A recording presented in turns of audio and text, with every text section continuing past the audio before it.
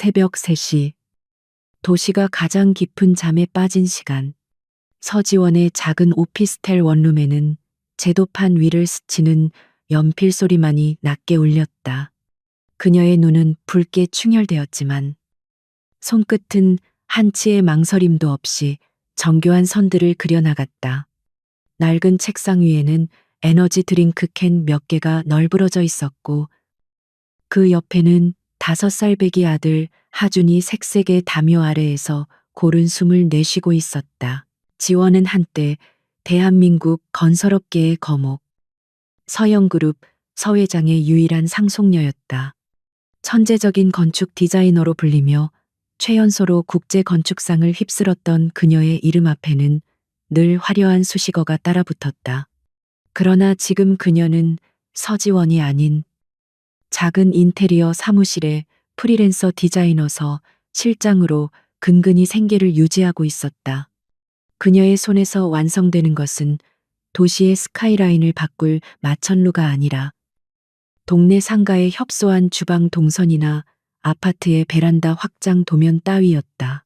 연필을 놓고 잠시 뻐근한 목을 돌리던 지원은 창밖을 바라보았다. 빗방울이 유리창을 세차게 때리기 시작했다. 저 빗소리는 언제나 8년 전 그날의 기억을 생생하게 끌고 왔다. 23. 졸업을 앞둔 그녀는 아버지 서 회장 앞에서 무릎을 꿇고 있었다. 그녀의 뱃속에는 하준이 움트고 있었다.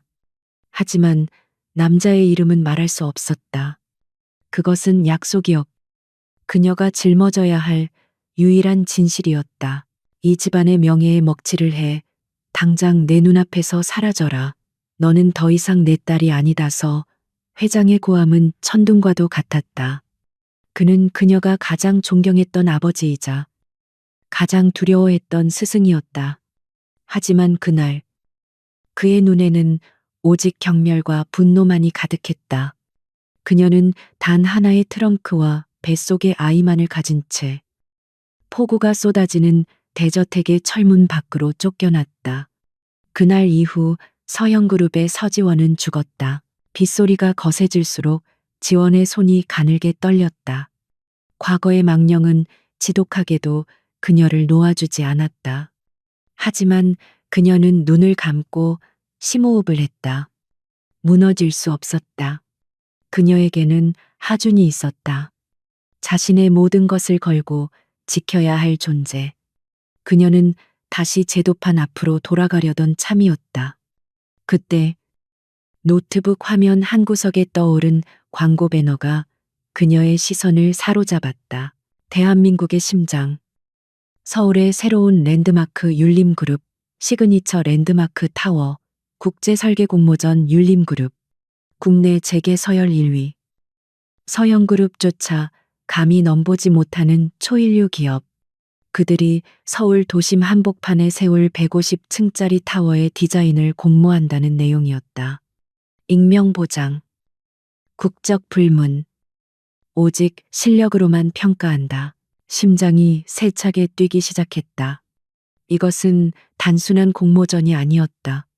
지난 8년간 숨죽여 살아온 그녀에게 주어진 어쩌면 처음이자 마지막일지도 모르는 기회였다. 그녀의 피 속에 잠들어 있던 건축가의 본능이 깨어나고 있었다. 하지만 동시에 두려움이 밀려왔다. 만약 자신의 정체가 밝혀진다면, 서영그룹에서 버림받은 딸이라는 낙인이 찍힌다면, 율림그룹이 과연 그녀의 디자인을 공정하게 평가할까? 지원은 잠든 하준의 곁으로 다가가 작은 이마에 입을 맞췄다. 아이의 따뜻한 온기가 그녀의 불안한 마음을 다독였다. 하준아, 엄마가 다시 일어설 수 있을까? 아이는 대답 대신 편안한 숨소리만 내뱉었다. 그녀는 결심했다. 이대로 주저앉아 작은 리모델링이나 전전하며 살 수는 없었다. 그녀의 재능을, 그녀의 존재를 증명해야 했다. 가족에게 버림받았을지언정 세상에게까지 버림받을 수는 없었다. 그녀는 노트북을 열고 공모전 세부 요강을 꼼꼼히 확인하기 시작했다. 설계 콘셉트는 공존, 자연과 기술, 과거와 미래, 그리고 인간과 도시의 공존이었다. 그녀의 머릿속에서 수만 개의 아이디어가 폭풍처럼 휘몰아쳤다. 지난 8년간 억눌러왔던 창의력과 열정이 용암처럼 분출하기 시작했다. 이것은 그녀만이 할 수 있는 디자인이었다. 가장 높은 곳에서 가장 낮은 곳으로 추락해 본 사람만이 그려낼 수 있는 모든 것을 품는 건축이었다. 마감까지 남은 시간은 단 4주. 그녀는 미친 사람처럼 설계에 매달렸다.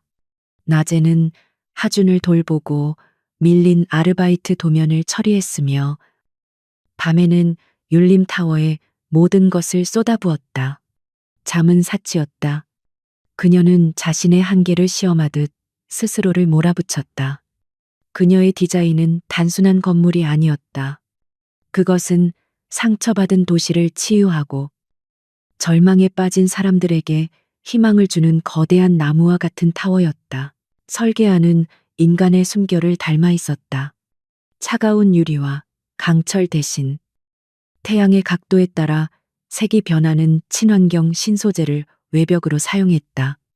건물 자체가 거대한 공기 정화 시스템으로 작동하도록 설계했으며 층층마다 도시의 소음을 차단하는 공중 정원을 배치했다. 150층 꼭대기의 전망대는 단순히 도시를 내려다보는 공간이 아니라 하늘과 맞닿아 명상을 할 수 있는 치유의 공간으로 제안했다. 기술적으로는 불가능에 가까워 보였지만 지원은 그것을 가능하게 할 구조, 공학적 해법까지 완벽하게 제시했다. 마감일 새벽. 지원은 모든 파일을 하나로 취합했다. 지난 4주간의 혈투가 담긴 결과물이었다. 떨리는 손으로 제출 버튼을 누르기 직전 그녀는 참가자 코드를 입력하는 난을 바라보았다. 그녀의 이름, 서지원을 쓸 수는 없었다. 그녀는 잠시 망설이다가 키보드를 두드렸다. G7, 하준의 생일인 7월에서 따온 숫자였다.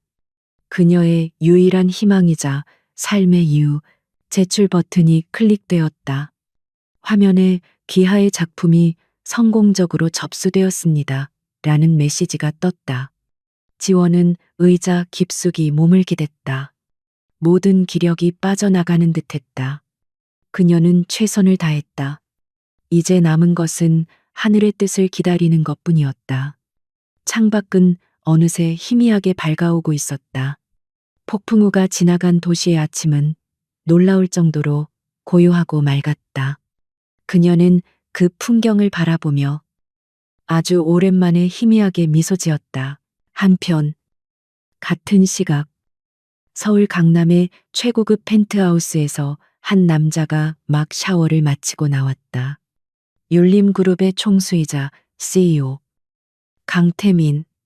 냉철한 이성과 완벽주의로 무장한 그는 대한민국 경제를 움직이는 가장 젊고 강력한 손이었다. 그는 가운을 걸친 채 거실 통유리창 앞에 서서 이제 막 잠에서 깨어나는 도시를 무감각하게 내려다보고 있었다. 그의 비서실장이 조심스럽게 태블릿 PC를 내밀었다. 회장님, 랜드마크 타워 공모전이 방금 마감되었습니다. 총 457개의 작품이 접수되었습니다. 태민은 미간을 살짝 찌푸렸다. 그에게는 숫자가 중요한 것이 아니었다. 중요한 것은 단 하나의 완벽함이었다. 그는 이번 프로젝트에 율림의 사활을 걸었다. 단순한 초고층 빌딩이 아니라 서울의 역사를 바꿀 아이콘을 원했다. 쓸데없는 것들 다 걸러내.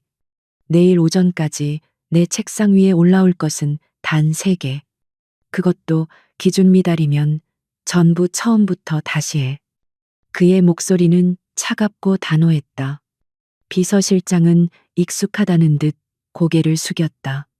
강태민에게 적당함이란 존재하지 않았다. 그는 자신의 기준에 미치지 못하는 것은 그 무엇이든 용납하지 않았다. 그리고 서영그룹 쪽 동향은 어떻지?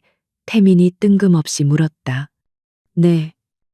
서 회장 측에서 계속해서 하청이라도 맡게 해달라고 접촉해오고 있습니다.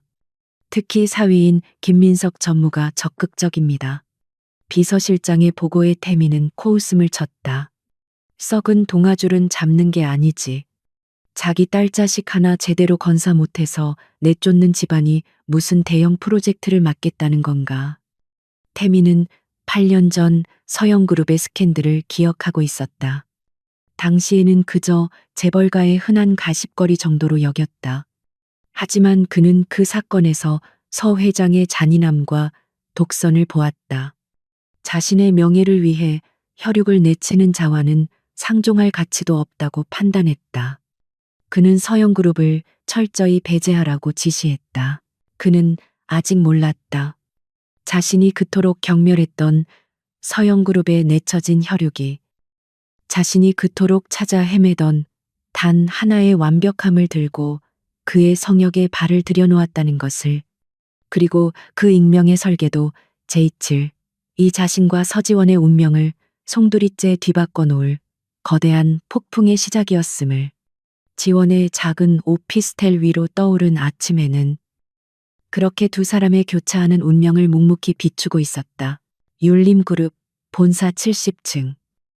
회장 집무실 옆에 위치한 시크릿 프리젠테이션 룸. 방 안의 공기는 얼음장처럼 차가웠다. 강태민 회장이 팔짱을 낀 채 전면 홀로그램 스크린에 떠 있는 5개의 랜드마크 타워 최종 후보작들을 노려보고 있었다.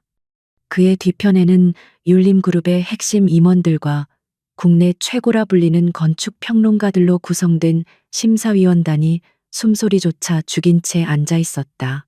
이게 전부입니까? 강태민의 낮은 목소리가 정적을 깨뜨렸다. 그 안에는 실망감이 노골적으로 배어 있었다.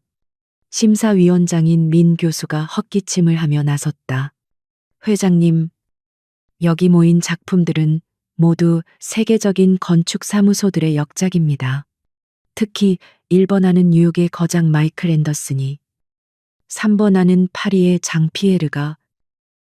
그래서요, 태민이 그의 말을 잘랐다. 그래서 1번은 뉴욕 맨해튼의 복제품이고 3번은 파리 라데팡스의 아류작이라는 겁니까? 내가 원한 건 서울의 영혼을 담은 창조였습니다. 이런 모방이 아니라. 그는 손짓으로 홀로그램을 껐다. 임원들의 얼굴이 굳어졌다. 강태민의 완벽주의는 타협을 몰랐다. 그는 이번 프로젝트의 단순한 돈벌이 이상의 의미를 부여하고 있었다. 율림의 기술력과 자본, 그리고 대한민국의 정체성을 집약시킨 후대에 남길 유산을 원했다. 하지만 눈앞에 있는 것들은 그저 높이 경쟁에만 매몰된 영혼 없는 강철 덩어리들에 불과했다. 기준, 미달입니다. 전부. 그가 돌아서려던 순간 기술 지원팀의 젊은 직원이 다급하게 외쳤다.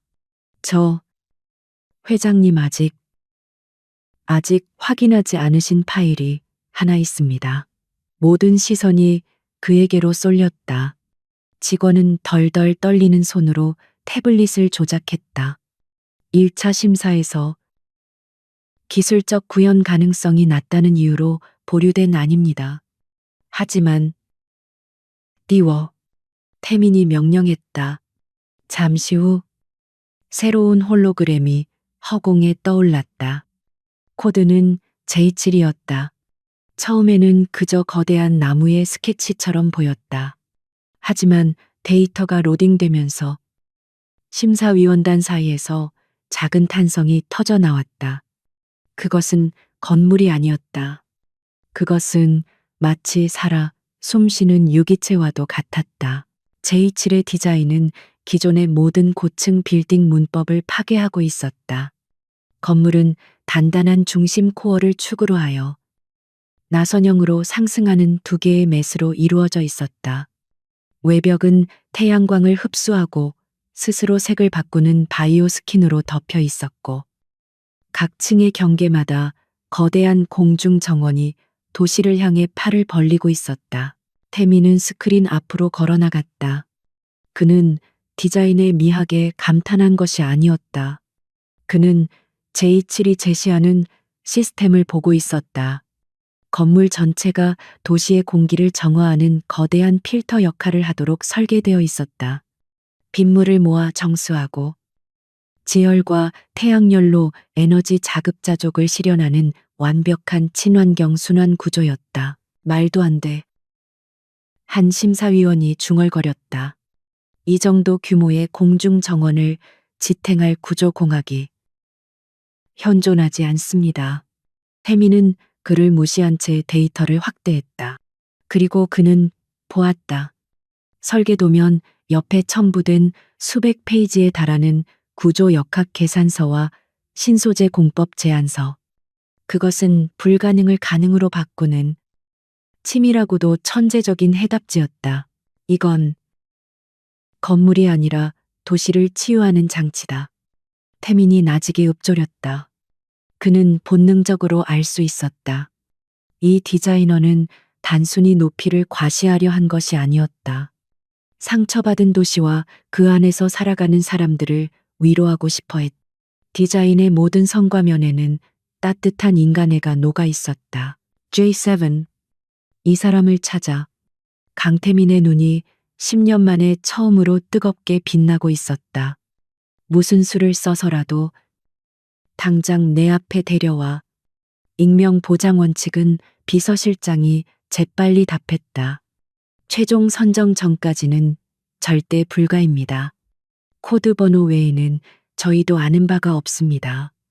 그럼 J7을 최종안으로 선정한다. 태민이 선언했다. 임원들이 경악했다. 회장님 누군지도 모르고 심지어 아마추어일 수도 있습니다. 아마추어 태민이 차갑게 웃었다. 이 정도의 설계를 해낸 사람이 아마추어라면 여기 있는 당신들은 전부 건축을 다시 배워야 할 거요. 당장 J7에게 연락해. 율림그룹 회장 강태민이 직접 만나길 원한다고. 정중하게. 바로 그 시각 서지원은 지독한 현실과 싸우고 있었다. 며칠 전부터 하준이 심하게 기침을 하기 시작했다.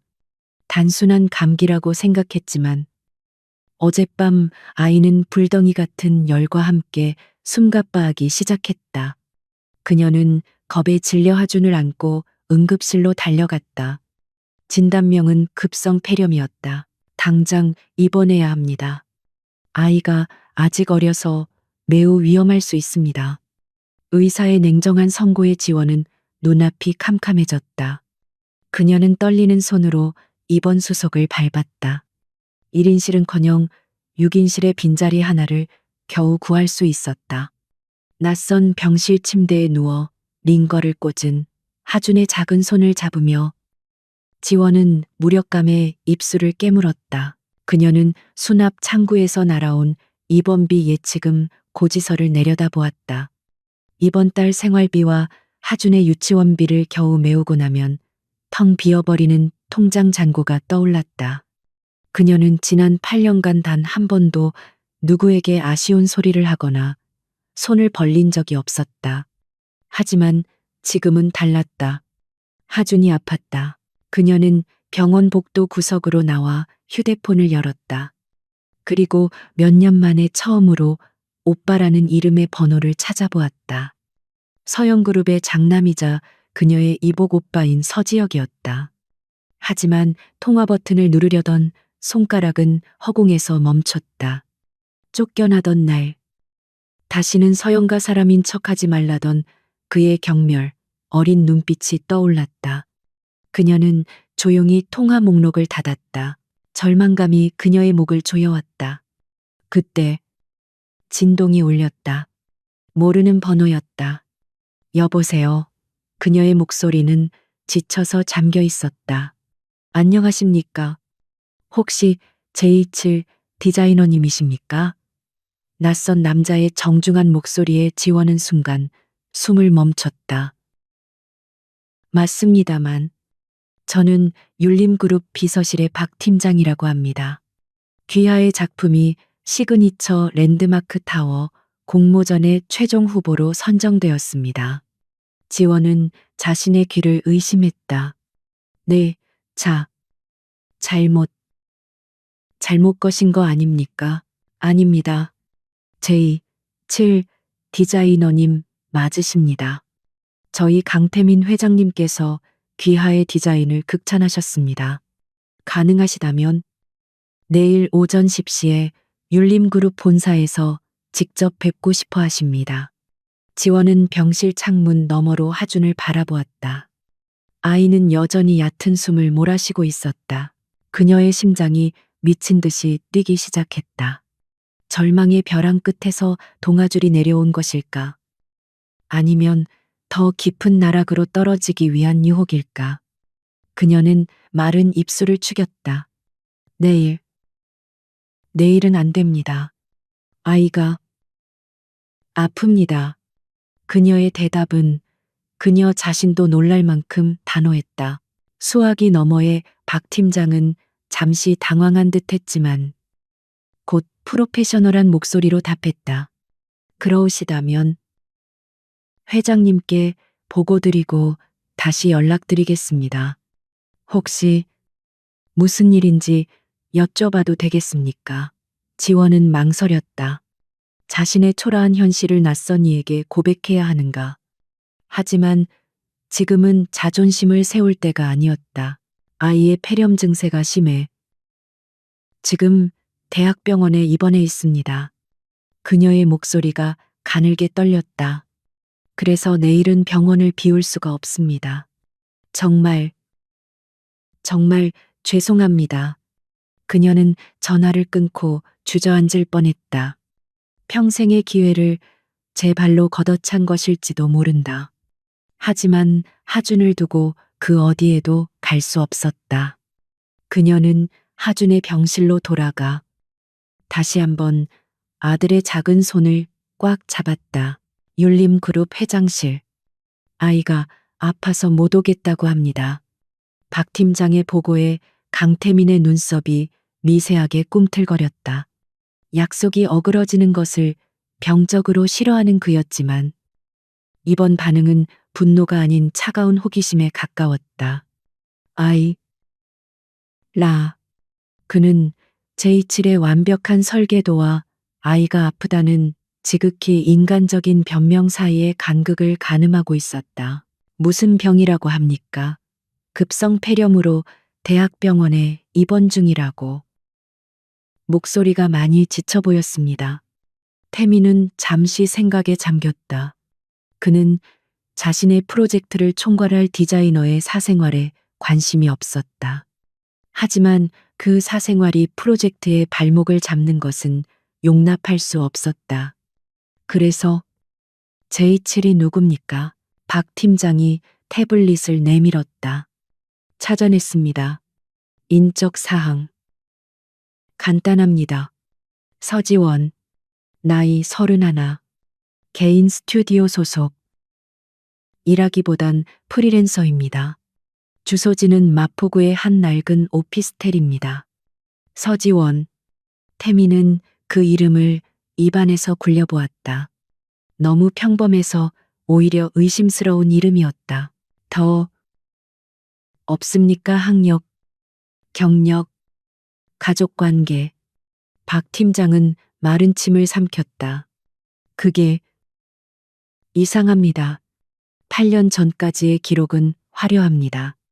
한국대 건축과 수석 졸업, 재학 중 국제 공모전 3관왕, 천재 소리 듣던 인물입니다. 그런데 8년 전 모든 기록이 끊겼습니다. 마치 증발한 것처럼 8년 전 태민은 그 숫자에서 불길한 기운을 감지했다. 그때 무슨 일이 있었는지 파악해. 네. 그래서 알아봤습니다. 박 팀장이 화면을 넘겼다. 그리고 태민의 눈이 가늘어졌다. 화면에는 서영그룹의 로고가 떠 있었다. 서영그룹. 서 회장의. 네, 서영그룹서 회장의 딸입니다. 8년 전 사생아를 임신했다는 이유로 집에서 쫓겨난 그 딸입니다. 순간 회장실의 온도가 몇 도는 더 내려간 듯 했다. 강태민의 얼굴에서 모든 감정이 사라졌다. 분노나 경멸이 아니었다. 그것은 극도의 냉철함이었다. 그가 그토록 혐오하던 서영과 그 썩은 동아줄의 잔재가 감히 그의 완벽한 프로젝트에 얽히려 하고 있었다. 이것 봐라. 태민이 차가운 비웃음을 흘렸다. 버림받은 딸을 앞세워 율림의 빨대를 꽂으려는 수작인가. 박 팀장이 고개를 저었다. 회장님, 그건 아닌 것 같습니다. 서지원 씨는 지난 8년간 서영그룹과 그 어떤 접촉도 없었습니다. 오히려 서영그룹 측에서 그녀의 제기를 철저히 막아온 정황이 포착됩니다. 태민은 다시 제7의 설계도를 홀로그램으로 띄웠다. 이 천재적인 디자인과 서영가의 추악한 스캔들, 도저히 어울리지 않는 두 조각이었다. 이게 함정인가? 아니면 진짠가? 그는 직접 확인해야 했다. 그녀가 입원했다는 병원. 어딥니까? 같은 시각. 서지원은 병실 간이의자에 앉아 쪽잠을 청하려 애쓰고 있었다. 하주는 다행히 고비는 넘겼지만 여전히 옅은 기침을 토해내고 있었다. 그녀가 잠시 눈을 붙이려던 찰나 주머니 속 낡은 휴대폰이 짧게 진동했다. 발신자 제한. 하지만 그녀는 그 번호가 누구의 것인지 본능적으로 알았다. 아직도 그 바닥에서 기고 있었나. 분수도 모르고 어딜 감히 기어오르려고 발버둥 쳐쥐 죽은 듯 살겠다고 맹세하지 않았나. 처제라는 단어에 구역질이 치밀었다. 이복 언니의 남편. 서영그룹의 실세 김민석 전무였다. 8년 전 그녀를 가장 앞장서서 경멸하고 쫓아냈던 남자. 김민석은 자신의 집무실에서 율림타워 프로젝트 관련 보고서를 검토하고 있었다. 그는 무슨 수를 써서라도 이번 프로젝트의 철골 구조물 하청을 따내야 했다. 그것이 서영그룹의 유동성 위기를 막을 유일한 길이었다. 그는 최근 건축계 동향을 살피다 서지원이라는 이름이 프리랜서 시장에 떠도는 것을 발견했다. 설마 그 기생충 같은 게 아직도 이 바닥에. 그는 비서를 시켜 그녀의 뒤를 캤고 그녀가 근근히 인테리어 일로 연명하고 있음을 확인했다. 그는 조롱 섞인 문자를 보내며 득의양양하게 웃었다. 그녀가 율림의 공모전에 지원했다는 것까지는 알지 못했다. 그저 자신의 야망에 걸림돌이 될 만한 아주 작은 불씨라도 미리 짓밟아버리고 싶었을 뿐이다. 서지원은 그에게 있어 그가 완벽하게 장악한 서영가의 유일한 오점이었다. 지원은 답장 대신 휴대폰을 꺼버렸다. 김민석의 악의는 그녀의 자존심을 무너뜨리지 못했다. 다만 더러운 늪에 발이 빠진 듯한 불쾌감만 남겼다. 그녀는 하준의 손을 잡으며 마음을 다잡았다. 그때 6인실 병실의 문이 조용히 열렸다. 정중한 정장 차림의 박 팀장이었고 그 뒤로 압도적인 존재감을 뿜어내는 한 남자가 들어섰다. 병실 안의 모든 시선이 그에게로 향했다. 다른 보호자들이 숨을 죽였다. 강태민이었다. 그는 값비싼 맞춤 정장 차림으로 이 누추한 6인실 병실과는 도저히 어울리지 않는 남자였다. 그의 시선이 병실 전체를 빠르게 훑었다. 낡은 침대, 시끄러운 링거 소리, 그리고 간이의자에서 굳어진 채 자신을 노려보는 여자, J7. 서지원 씨, 그의 목소리는 낮고 울림이 있었다. 지원은 황급히 일어섰다. 충격과 당혹감, 그리고 자신의 초라한 처지가 노출되었다는 수치심에 얼굴이 달아올랐다. 어떻게? 여긴 병실입니다. 다른 환자분들도. 강태민은 그녀의 말을 가로막았다. 그는 주변의 시선 따위는 아랑곳하지 않았다. 그는 오직 서지원의 눈을 똑바로 응시했다. 그 눈에는 경멸도, 동정도 없었다. 오직 확인하려는 의지만이 담겨 있었다. 당신 디자인 말입니다. 허무맹랑합니다. 특히 80층 스카이가든의 외팔보 구조. 그 정도 하중을 지탱할 신소재가 존재한다고 생각합니까? 그것은 질문이 아닌 시험이었다. 지원은 순간 모든 것을 잊었다. 수치심도, 피로도, 김민석의 모욕도, 그녀의 눈빛이 변했다. 지친 어머니의 눈빛에서 날카로운 건축가의 눈빛으로. 허무맹랑하다고요. 회장님께서는 하중의 분산이 아닌 전이에 대해서만 생각하고 계시군요.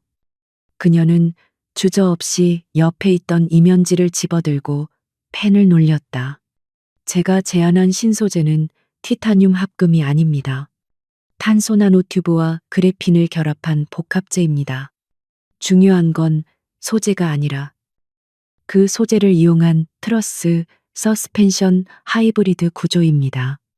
그녀의 펜이 거침없이 복잡한 구조도를 그려나갔다. 바람의 저항을 막는 게 아니라 흘려보내는 겁니다. 마치 대나무가 바람에 휘어지듯. 타워의 코어가 중심을 잡고 이중 나선 구조의 외골격이 미세하게 진동하며 횡력을 상쇄시킵니다. 불가능한 게 아니라 아직 아무도 시도하지 않았을 뿐입니다.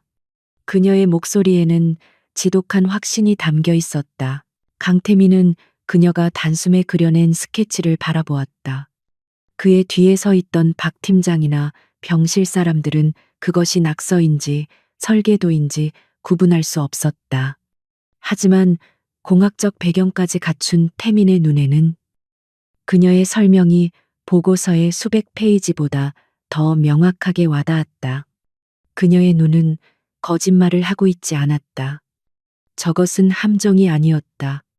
진짜였다. 태민은 서지원에게서 잠들어 있던 아들 하준에게로 시선을 옮겼다.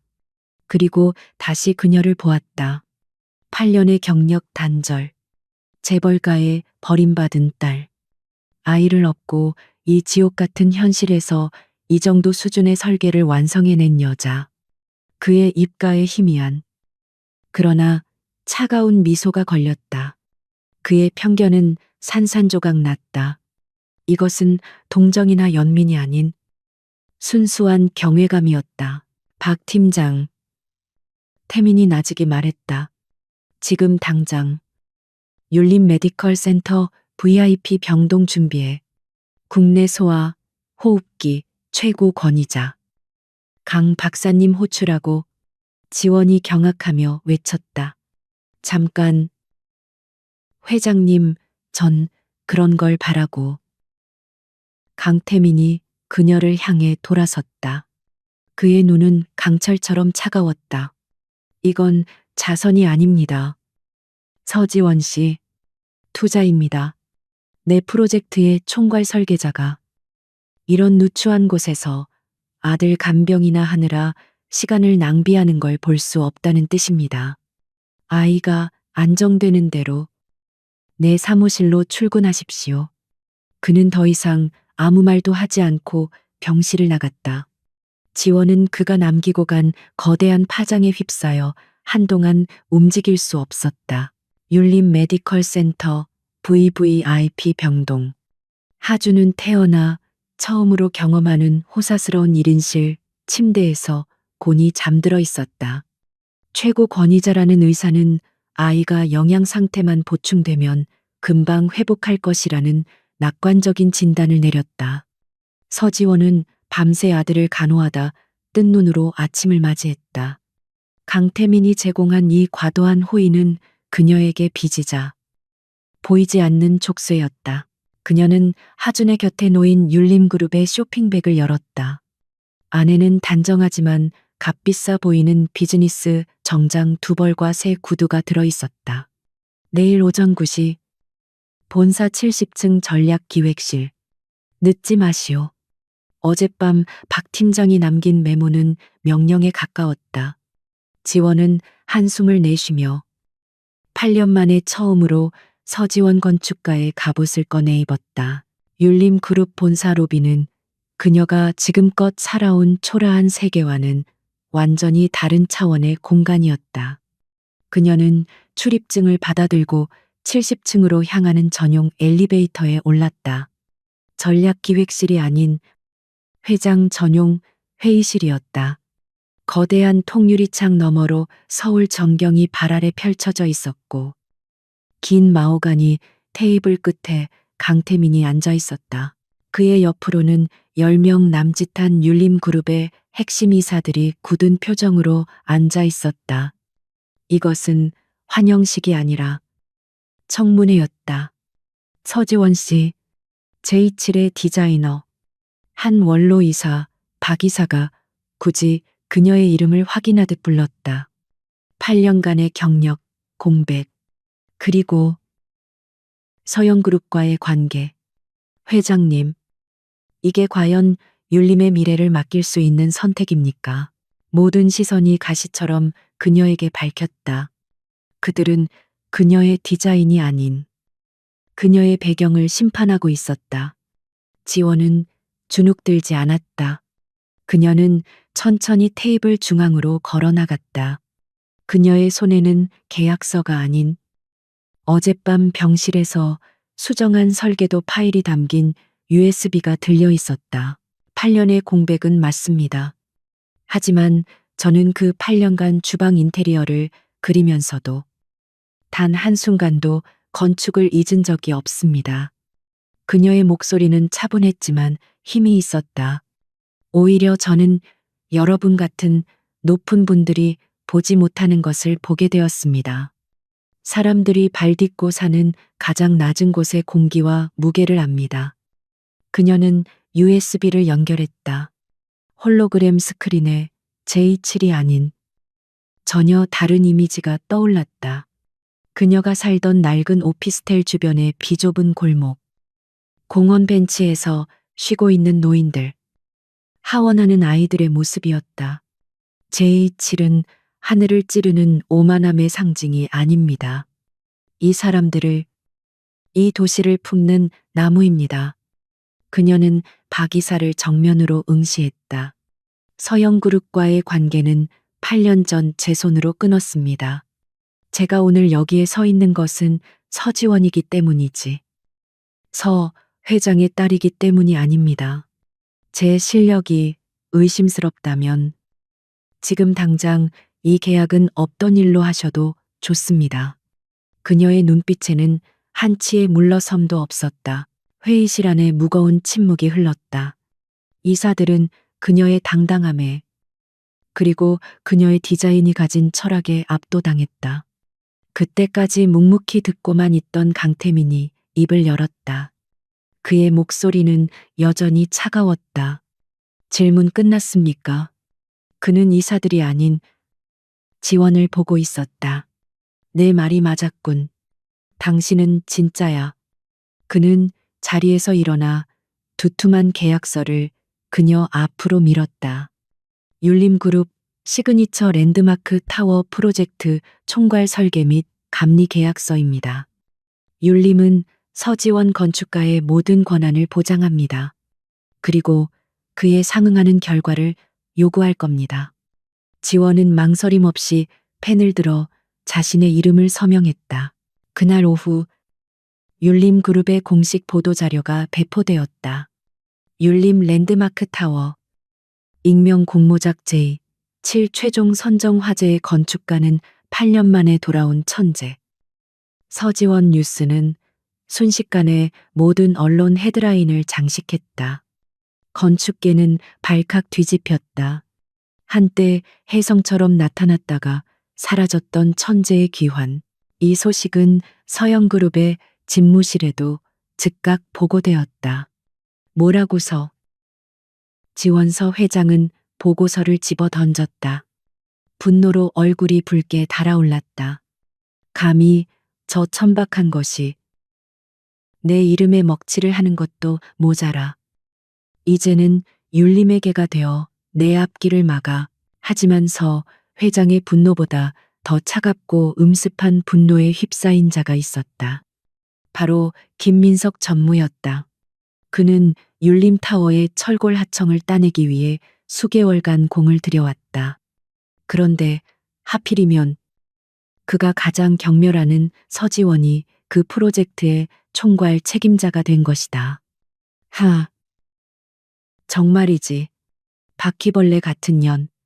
그는 서 회장에게는 율림과의 관계를 핑계로 자신이 처리하겠다고 보고한 뒤 곧장 하준이 입원한 율림 메디컬 센터로 향했다. VVIP 병동의 복도. 김민석은 병실문 앞에서 나오는 지원과 마주쳤다. 그는 마치 우연히 만난 것처럼 과장되게 웃었다. 이게 누군가? 우리 불쌍한 처제 아니신가? 꼴이 아주 볼만해졌네. 율림 회장님 침대에라도 기어 들어갔나? 지원의 얼굴이 싸늘하게 굳었다. 비켜. 내 아들 앞에서 당신 같은 오물을 보이고 싶지 않으니까. 오물 김민석이 비웃음을 터뜨렸다. 주제 파악이 아직도 안 되나 보네. 좋아. 내가 똑똑히 알려주지. 그깟 빌딩 디자인 하나 맡았다고 네가 뭐라도 된 것 같아. 그는 지원의 귓가에 속삭였다. 높이 올라갈수록 떨어질 때 더 아픈 법이야. 특히 너처럼 애까지 딸린 어미는 말이지.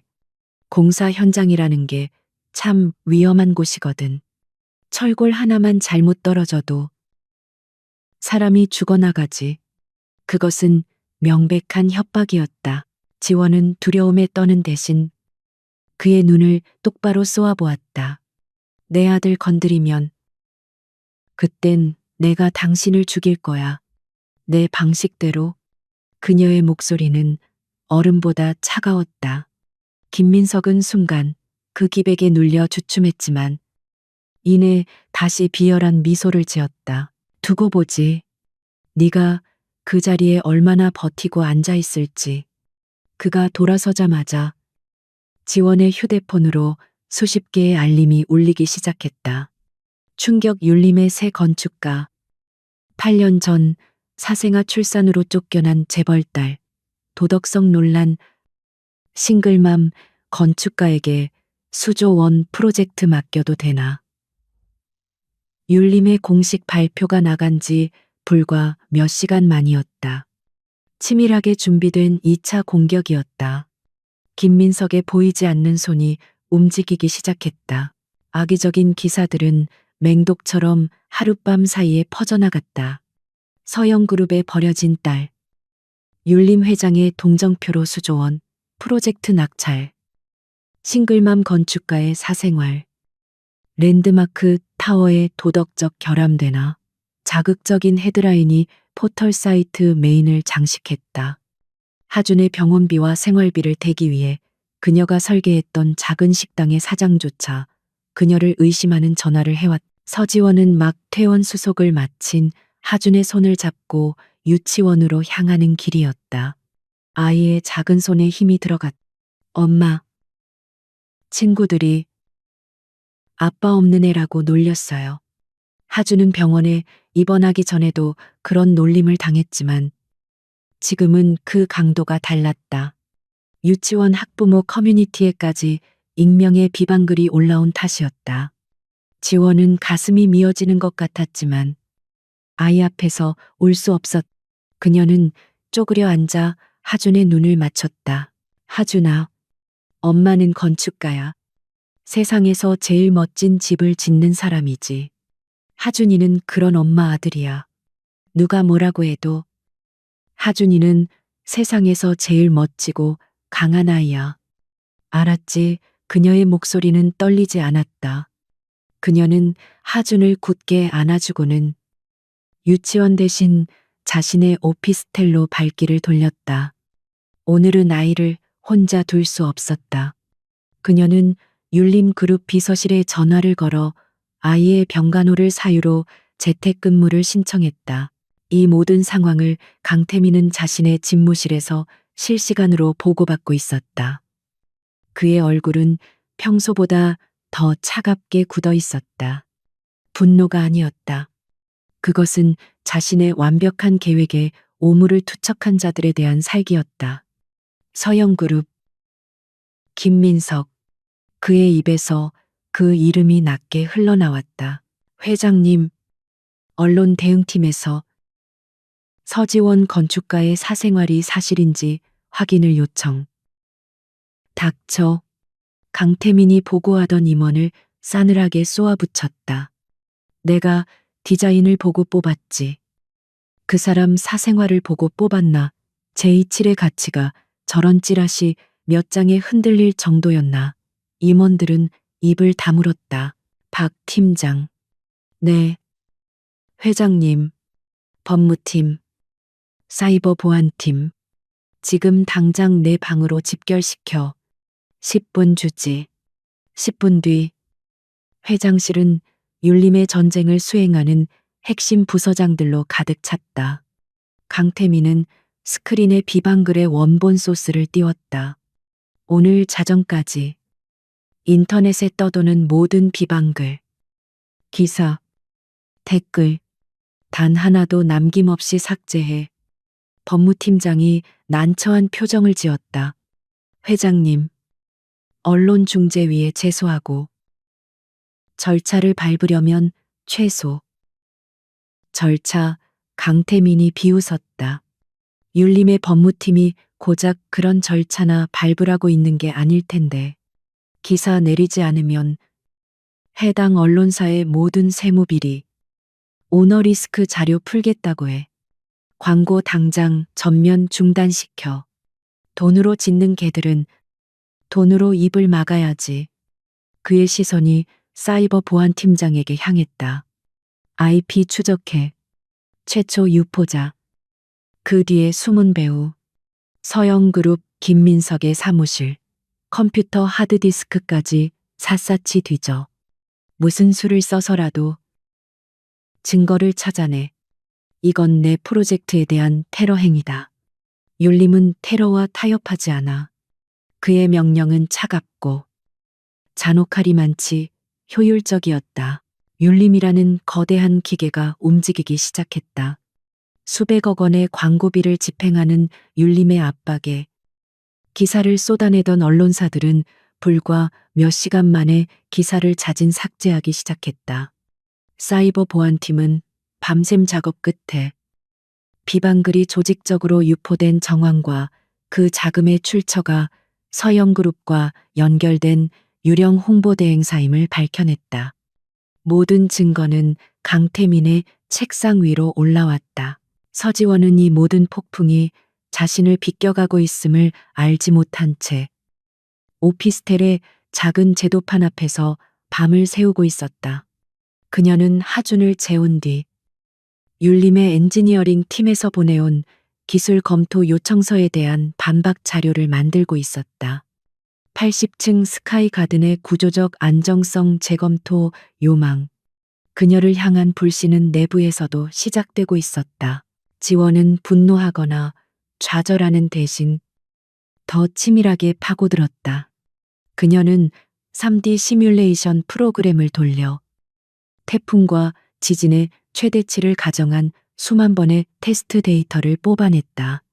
그리고 현존하는 소재가 아닌 그녀가 제안한 탄소 나노튜브, 그래핀 복합재가 어떻게 그 하중을 견디고 분산시키는지에 대한 200페이지 분량의 추가 보고서를 작성했다. 다음 날 아침, 그녀는 하준을 임시로 맡아줄 이웃에게 부탁한 뒤 율림 본사로 향했다. 그녀의 등 뒤로 수근거리는 소리가 들렸지만 그녀는 어깨를 펴고 기술 회의실로 직행했다. 총괄 설계자 서지원입니다. 어제 요청하신 스카이 가든 구조 안정성 데이터. 지금부터 브리핑 시작하겠습니다. 그녀의 목소리에는 단 1%의 흔들림도 없었다. 그녀는 3시간 동안 율림의 최고 엔지니어들을 상대로 단 한순간도 막힘없이 완벽한 프레젠테이션을 해냈다. 그녀의 천재성은 이론에 그치지 않았다. 그것은 철저한 데이터와 냉철한 논리로 무장한 실현 가능한 현실이었다. 회의실을 가득 채웠던 의심의 눈초리는 어느새 경외감으로 바뀌어 있었다. 강태민은 이 모든 과정을 자신의 집무실 모니터를 통해 지켜보고 있었다. 그는 회의가 끝나자 지원을 호출했다. 그녀는 여전히 긴장한 기색이 역력했지만 눈빛만은 또렷이 살아있었다. 수고했어. 엔지니어링 팀에서 당신에게 완벽하게 설득당했더군. 제가 할 일을 했을 뿐입니다. 지원이 담담하게 답했다. 강태민은 책상 위에 놓인 두꺼운 보고서를 그녀에게 내밀었다. 어젯밤 사이버 보안팀이 정리한 서영그룹 불법 여론 조작 증거 자료였다. 지원의 눈이 커졌다. 이건 당신을 공격한 배우야. 태민이 말했. 김민석 전무. 그리고 서영그룹. 예상했던 대로지. 지원의 손이 가늘게 떨렸다. 그녀는 김민석의 협박을 떠올렸다. 그들이 단순히 자신을 모욕하는 것을 넘어 조직적으로 자신의 경력을 파괴하려 했다는 사실에 피가 차갑게 식었다. 그래서 이걸 저에게 왜 보여주시는 겁니까? 절 해고하실 겁니까? 그녀의 목소리에 처음으로 두려움이 스쳤다. 강태민은 잠시 그녀를 바라보았다. 저 연약해 보이는 여자 안에서 어떻게 그런 거대한 설계를 이끌어내는 힘이 나오는지 궁금했다.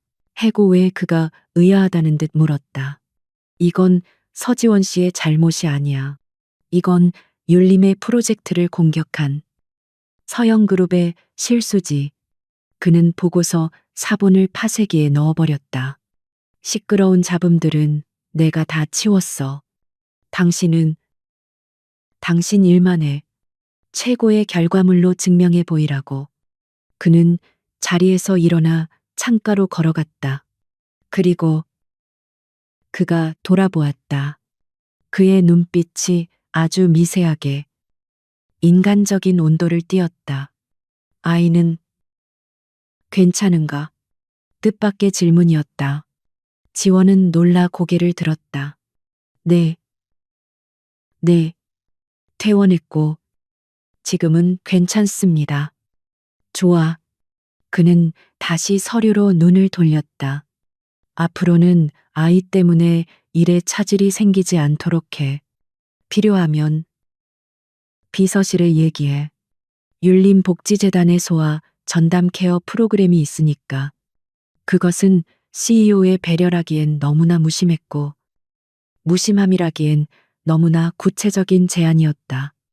지원은 처음으로 강태민이라는 남자의 차가운 가면 뒤에 숨겨진 또 다른 얼굴을 본 것 같았다. 그녀는 고개를 숙여 인사하고 집무실을 나왔다. 그녀의 발걸음은 들어올 때보다 훨씬 더 단단하고 굳건해져 있었다. 랜드마크 타워 프로젝트는 서류상의 단계를 벗어나 거대한 현실의 영역으로 진입했다. 서지원은 지난 몇 주간 오피스텔과 율림 본사, 그리고 이제 막 기초 공사가 시작된 거대한 건설 현장을 오가며 하루를 48시간처럼 쪼개 쓰고 있었다. 강태민이 약속한 대로 율림의 사이버 보안팀과 법무팀은 그녀를 향한 모든 외부의 공격을 완벽하게 차단했다. 언론의 소음이 사라지자 현장의 엔지니어들과 기술자들은 편견 없이 그녀의 설계를 마주하기 시작했다. 그리고 그들은 서지원의 천재성이 단순히 미적인 감각에만 있는 것이 아님을 깨달았다. 그녀는 현장에서 발생하는 아주 사소한 기술적 문제조차 구조역학과 재료공학을 넘나들며 명쾌한 해답을 제시했다. 총괄 설계자라는 직함은 더 이상 그녀에게 과분한 호칭이 아니었다. 오늘은 프로젝트의 심장이라 할 수 있는 타워의 하중을 견뎌낼 핵심 구조물인 초고강도 특수강의 첫 번째 물량에 대한 현장 인장, 강도 테스트가 예정된 날이었다. 이 강철은 서지원이 제안한 탄소 나노튜브 복합재와 결합되어 80층 스카이가든의 외팔보 구조를 지탱할 핵심 자재였다. 모든 자재는 이미 율림의 자체 품질 검사소에서 1차 합격 판정을 받고 현장에 반입된 상태였다. 같은 시각 서영그룹 김민석 전무는 자신의 사무실에서 느긋하게 커피를 마시며 율림 타워 현장이 내려다 보이는 창밖을 바라보고 있었다. 그는 비열하게 웃고 있었다. 언론 플레이가 막힌 것은 아쉬웠지만 그에게는 더 확실한 플랜 B가 있었다. 그는 율림의 수많은 1차 협력사 중 재정난에 시달리던 한 중소 철강업체를 찾아냈다. 그는 그 업체의 사장에게 거부할 수 없는 제안을 했다. 율림에 납품할 최고 등급의 강철 물량 중 정확히 30%를 겉모양은 동일하지만 열처리 과정에서 고의로 불순물을 섞어 취성을 극대화한 불량품으로 바꿔치기 하는 것이었다. 물론 서류와 인증 마크는 완벽하게 위조했다. 김민석은 이 불량 자재가 율림의 1차 검사를 통과하리라는 것을 알고 있었다. 그들은 서류를 믿을 테니까 이제 곧 쇼가 시작되겠군. 김민석은 휴대전화 너머로 들려오는 현장, 정보원의 목소리를 기다렸다. 그의 계획은 서지원의 설계가 구조적으로 위험하다는 공포를 이사회에 심는 것이었다. 자재 불량 사고가 터지면 겁먹은 이사들은 서지원의 복잡한 신소재 대신 안전하고 검증된 서영그룹의 철강을 찾게 될 것이었다. 율림그룹 제3 자재시험소. 거대한 유압프레스 기계 앞에 서지원과 율림의 엔지니어링 팀장, 그리고 강태민 회장이 직접 서 있었다. 강태민은 이런 기술적 세부 사항까지 직접 챙기는 리더였다. 그의 존재감만으로도 시험소의 공기는 팽팽하게 당겨져 있었다. 서지원 건축가. 당신이 지정한 HTRB 강제 샘플 B7입니다. 우리 검사소의 1차 인증을 통과했습니다. 엔지니어링 팀장이 보고했다. 그는 지난번 회의 이후 지원의 실력을 완전히 인정한 상태였지만 여전히 절차를 중시했다. 지원은 고개를 끄덕였다. 그녀는 샘플로 절단된 거대한 H빔의 표면을 장갑 낀 손으로 쓸어보았다. 무언가 이상했다. 테스트 시작. 강태민의 짧은 명령이 떨어졌다. 거대한 유압 프레스가 위잉하는 소리와 함께 하강하며 샘플을 압박하기 시작했다. 모니터에는 압력을 견디는 수치가 실시간으로 올라갔다. 100 메가파스칼. 람베. 5발. 그녀의 설계 기준은 최소 800 메가파스칼을 견뎌야 했다. 엔지니어들의 표정이 밝아졌다. 수치는 750을 넘어서고 있었다. 역시 문제없. 팀장이 안도의 한숨을 내쉬려던 바로 그 순간이었다. 쾅 귀를 찢는 듯한 폭음과 함께 시험소 전체가 울렸다. H빔 샘플은 기준치인 800은커녕 780 메가파스칼에서 버티지 못하고 산산조각 나버렸다. 파편이 방탄유리로 된 통제실 창문을 세게 때렸다. 시험소 안은 찬물을 끼얹은 듯 조용해졌다. 엔지니어링 팀장의 얼굴은 사색이 되었다. 이것은 단순한 오차 범위가 아니었다. 1차 인증을 통과한 자재가 이 정도 수치에서 파괴된다는 것은 프로젝트 전체의 안전성에 치명적인 결함이 있다는 뜻이었다. 이럴 리가. 인증서에는 분명히 모든 시선이 자연스럽게 서지원에게로 향했다. 그녀가 고집했던 특수 설계. 그녀가 요구했던 특수 자재였다. 서건축가. 강태민의 목소리는 얼음장 같았다. 이 사태를 어떻게 설명하겠습니까? 그의 눈에는 지난번 그녀를 신뢰했던 온기가 사라져 있었다. CEO로서의 냉혹한 책임, 추궁만이 남아 있었다. 지원은 잠시 눈을 감았다. 패닉에 빠지는 대신 그녀는 방금 전의 폭음을 머릿속으로 복기했다. 그것은 강철이 압력을 이기지 못하고 휘어지는 소리가 아니었다. 유리가 깨지듯 날카롭고 부서지는 소리였다. 그녀는 헬멧을 고쳐 쓰고 유압 프레스의 안전장치가 작동된 것을 확인한 뒤 파괴된 샘플을 향해 망설임 없이 걸어나갔다. 위험합니다. 건축가 엔지니어들이 말렸지만 그녀는 듣지 않았다. 그녀는 날카롭게 깨진 강철의 단면을 유심히 살폈다. 그리고 그녀는 보았다. 강철이 늘어나며 생긴 연성 파괴의 흔적이 아니라 마치 얼음처럼 깨져버린 취성 파괴의 전형적인 결정질 파단면을. 이건 설계 오류가 아닙니다. 지원이 돌아보며 말했다. 그녀의 목소리는 떨리고 있었지만 그것은 두려움 때문이 아니라 분노 때문이었다. 이건 자재가 아닙니다. 이건 고철 덩어리입니다. 누군가 고의로 열 처리를 조작해 강철의 인성을 죽여버렸습니다. 무슨 근거로 그렇게 말하는 겁니까? 팀장이 반박했다. 인증 마크와 서류가. 서류는 종이 조각일 뿐입니다. 지원이 소리쳤다. 제 눈을 보세요. 저 파단면이 보이십니까? 저건 고강도강이 아니라 충격에 취약한 주철에서나 보이는 형태입니다. 이건 명백한 파괴 행위입니다. 바로 그때였다. 강태민의 휴대전화가 진동했다. 박 팀장의 긴급 메시지였다. 회장님, 방금 서영그룹 김민석 전무 측에서 우연히 현장 자재 문제에 대한 소문을 들었다며 서영의 최고급 강제를 긴급 지원하겠다는 의사를. 강태민의 눈이 맹수처럼 번뜩였다. 너무나 시기적절한 제안. 너무나 완벽하게 짜인 각본. 그는 김민석이 언론 플레이가 막히자 이제는 물리적인 파괴 공작으로 방향을 틀었음을 직감했다. 그리고 그 순간 서지원이 외쳤던 파괴 행위라는 단어가 그의 머릿속을 때렸다. 그는 지원을 바라보았다.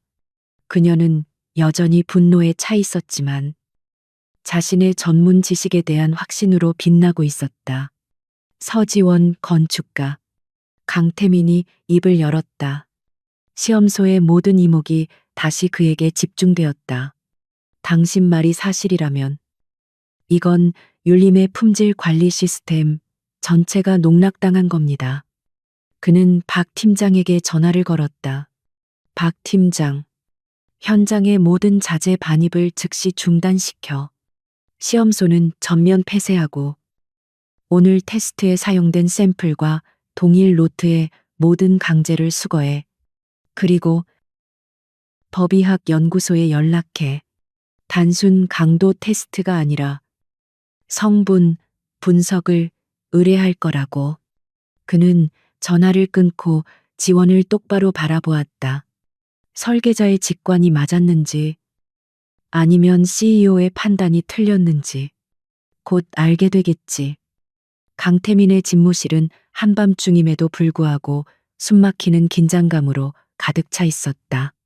불과 몇 시간 전 법의학 연구소에서 팩스로 전송된 긴급 성분 분석 보고서가 그의 책상 위에 놓여 있었다. 강태민은 말이 없었고 그의 맞은편 소파에 앉은 서지원의 얼굴은 분노와 모멸감으로 창백하게 굳어 있었다. 건축가 말이 정확했어. 강태민이 정적을 깼다. 그의 목소리는 얼음 조각을 삼킨 듯 차가웠다. 기준치 이하의 고철 덩어리야. 철강의 인성을 결정하는 핵심 성분인 몰리브덴과 바나듐 함량이 10%도 채 되지 않아. 대신 원가 절감을 위한 불순물이 다량 검출됐군. 완벽하게 계획된 사기극이야. 지원은 입술을 깨물었다. 자신의 설계가 모욕당한 것보다 수천 명의 생명을 담보로 이런 짓을 저질렀다는 사실에 참을 수 없는 분노가 치밀었다. 김민석. 그자입니다. 서영그룹의 비호 없이는 율림의 1차 검수 시스템까지 속이며 이런 치밀한 파괴 공작을 벌일 수 없습니다. 증거는 태민은 냉정했다. 서영 철강이 긴급 지원을 제안했다는 그 완벽한 타이밍. 그것이 바로 증거입니다. 그건 정황일 뿐이야. 태민이 지적했다. 김민석은 꼬리 자르기에 능한 뱀 같은 자야. 물증 없이는 그를 엮을 수 없어. 납품업체 사장 하나가 모든 걸 뒤집어 쓰고 끝나겠지. 그럼 이대로 당해야 합니까? 지원의 목소리가 절박하게 흔들렸다. 수조 원짜리 프로젝트가 고작 그런 하찮은 음모에 무너지는 걸 지켜봐야 하냐고요. 무너지지 않아. 태민이 단호하게 말했다. 율림의 프로젝트는 절대 무너지지 않아. 대신 이제부터 사냥법을 바꿀 때가 된 거지. 그는 즉시 인터컴을 눌렀다. 박 팀장. 지금 당장 이사회 비상 소집해. 내일 아침 9시. 랜드마크 타워 프로젝트 중대 결함 발생 안건으로. 그리고 그는 지원을 바라보았다. 그리고 우리가 방금 받은 이 성분 분석 보고서 이사들 중 누구에게도 보고하지 마. 이건 나와서 건축가 그리고 당신만 아는 거야. 지원이 의아한 눈으로 그를 바라보았다. 회장님, 지금 무슨 생각을 하시는 겁니까? 김민석이 원하는 게 뭐라고 생각하지? 태민이 그녀에게 되물었다. 그는 당신의 설계를 불신하게 만들고 이 프로젝트를 위기에 빠뜨려 구원자로 등장하고 싶어 해. 그렇다면 우리가 그 무대를 깔아주면 되는 거야.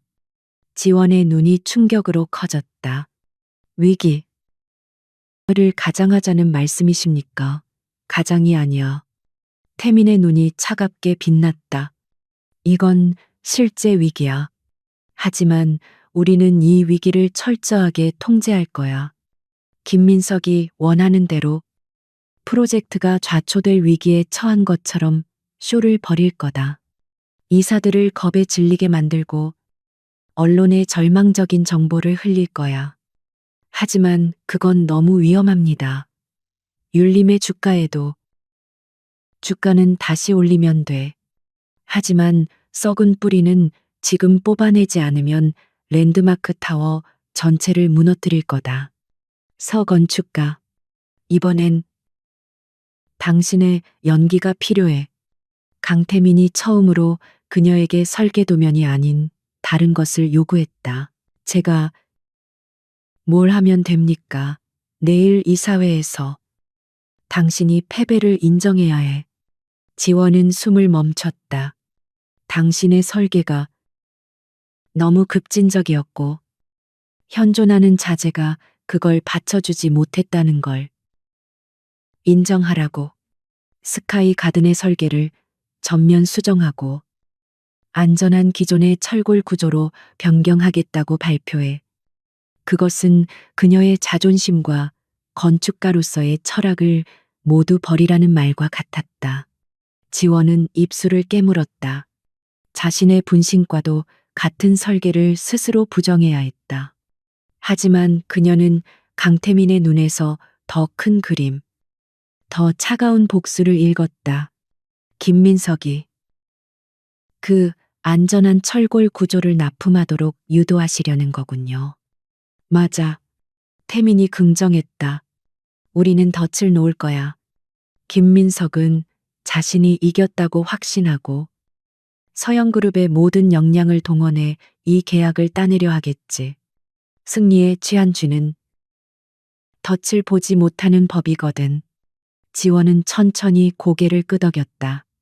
그녀의 눈은 이미 건축가가 아닌 함께 덫을 놓는 사냥꾼의 눈빛을 하고 있었다. 다음 날 아침 율림그룹 이사회 회의실. 공기는 살얼음판 같았다. 박 이사를 위시한 보수적인 이사들은 어젯밤 자재 테스트가 참담한 실패로 끝났다는 소식에 격앙되어 있었다. 회장님, 도대체 이게 무슨 일입니까? 서영에서까지 벌써 연락이 오고 있습니다. 율림의 명성에 금이 가고 있어요. 강태민은 밤새 고뇌한 듯 지친 기색이 역력한 얼굴로 앉아 있었다. 박 이사님 말씀대로 상황이 아주 좋지 않습니다. 그의 침울한 인정에 이사들은 더욱 동요했다. 태민은 회의실 한쪽에 창백한 얼굴로 앉아 있는 지원을 바라보았다. 서 건축가, 당신의 의견을 말해보시오. 지원은 떨리는 손으로 마이크를 잡았다. 그녀는 밤새 한숨도 자지 못했다. 그것은 연기가 아니었다. 합니다. 그녀의 목소리가 낮게 깔렸다. 제 설계가 너무 이상적이었습니다. 현실의 기술과 자재가 제 아이디어를 따라오지 못했습니다. 이사들 사이에서 그럴 줄 알았어 하는 탄식이 터져나왔다. 80층 스카이 가든의 외팔보 구조. 포기하겠습니다. 지원이 말을 이었다. 설계를 전면 수정하겠습니다. 가장 안전하고 검증된 일반 H빔 철골 구조로 변경하겠습니다. 그것은 그녀의 완벽한 패배 선언이었다. 회의실은 아수라장이 되었다. 당장 대체 자재를 구해야 해. 이러다간 공사 기한을 못 맞춘다. 바로 그때 강태민의 비서실장이 문을 열고 들어와 그의 귀에 속삭였다. 회장님, 서영그룹의 김민석 전무님이 긴급히 회장님을 뵙고 싶다고 로비에서 대기 중이십니다. 완벽한 타이밍이었다. 강태민은 지친 얼굴로 고개를 끄덕였다. 모셔와. 잠시 후 김민석이 구원자와도 같은 표정으로 회의실에 들어섰다. 그는 잔뜩 주눅이 든 채 고개를 숙이고 있는 서지원을 흘깃보며 만족스러운 미소를 감추지 못했다. 그는 모든 상황을 자신의 정보원을 통해 파악하고 있었다. 이런 율림그룹에 큰일이 있으셨다고 들었습니다. 김민석은 위로를 가장한 조롱을 던졌다. 저희 서영도 건설업계의 동료로서 매우 안타깝게 생각합니다.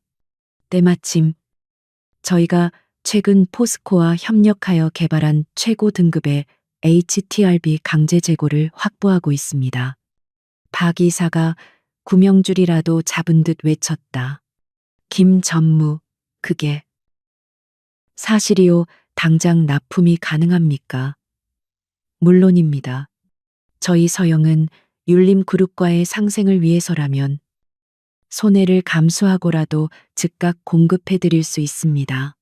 서지원 건축가의 미숙한 실패를 만회할 기회를 드리고 싶군요. 강태민은 턱을 괜 채 그를 바라보았다. 가격은 우리가 지불하려던 것보다 훨씬 비싸겠지. 김민석은 겸손하게 웃었다. 위기 상황이지 않습니까? 저희는 이윤이 아니라 대한민국의 랜드마크가 무사히 완공되는 것을 바랄 뿐입니다. 물론 계약서는 독점 공급으로 확실하게 써주셔야겠습니다. 좋아. 강태민이 자리에서 일어났다. 당장 계약 준비해. 서영그룹을 랜드마크 타워의 철골 구조물 독점 공급 파트너로 지정한다. 대신 조건이 있어. 일주일 내로 1차 물량이 현장에 반입되어야 하고 당신 내 강제는 서지원 건축가가 직접 입회하는 가운데 공개 테스트를 거칠 거요. 김민석은 속으로 쾌재를 불렀다. 공개 테스트 자신 있었다. 그가 납품할 강제는 진짜 최고 등급이었으니까. 그는 자신이 심어둔 불량품으로 서지원의 설계를 무너뜨리고 동시에 거액의 독점 계약까지 따내는 완벽한 승리를 거두었다고 생각했다. 물론입니다. 회장님, 저희 서영의 완벽한 기술력을 똑똑히 보여드리겠습니다. 김민석이 의기양양하게 회의실을 떠나자마자 강태민의 표정이 원래의 냉혹함으로 돌아왔다. 이사들은 흩어졌다. 회의실에는 다시 태민과 지원, 그리고 박 팀장만이 남았다. 회장님, 정말 서영과 계약을, 이 모든 게 함정일 수도 있는데. 태민이 박 팀장의 말을 막았다. 함정은 우리가 팠어. 그는 박 팀장에게 명령했다. 지금부터 24시간 그림자처럼 김민석을 따라붙어. 그가 어떤 납품업체와 접촉하고 어떤 서류를 위조했는지 전부 캐내. 특히 이번 불량 자재를 납품했던 그 중소기업 사장, 대진철강의 오 사장. 무슨 수를 써서든 신변 보호하고 당장 이쪽으로 데려와. 박 팀장이 긴급히 움직였다. 태민은 지원을 바라보았다. 그녀는 여전히 자신의 설계를 부정한 것에 대한 충격에서 벗어나지 못한 듯 보였다. 서 건축가, 아직 연극이 끝나지 않았어. 지원이 고개를 들었다. 우리가 잡으려는 건 김민석의 하수인이 아니야. 그 뱀의 머리. 김민석이지. 그는 자신이 이겼다고 생각해서 불량품을 납품했던 그 업체를 정리하려 들 거야. 증거를 인멸하기 위해서. 그게 바로 그가 남긴 치명적인 실수야. 강태민의 예상은 정확했다.